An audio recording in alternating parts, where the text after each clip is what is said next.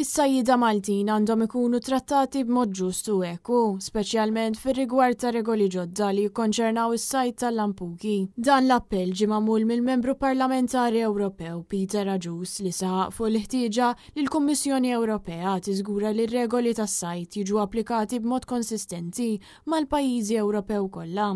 Agius esprima tħassib serju dwar il-fatt li s-sajjida Sqalin u Tunezini kienu ilhom jistadu l-lampuki sa minn Lulju, waqt li s-sajjida Maltin kienu restritti li jibdew is-sajda tagħhom biss mill-15 ta' Awwissu.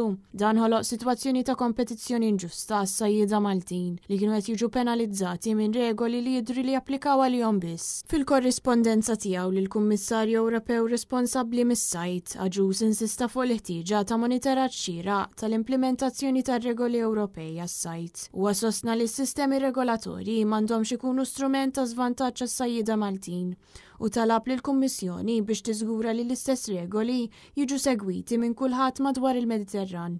Huwa enfasizza wkoll li l-Ministeru responsabbli mis-sajt kellu jkun aktar vigorus fil-ħarsien tal-interessi tas-sajjida Maltin fil-livell Ewropew biex jiġi evitat li pajjiżi oħra jiksru regoli mingħajr konsegwenzi.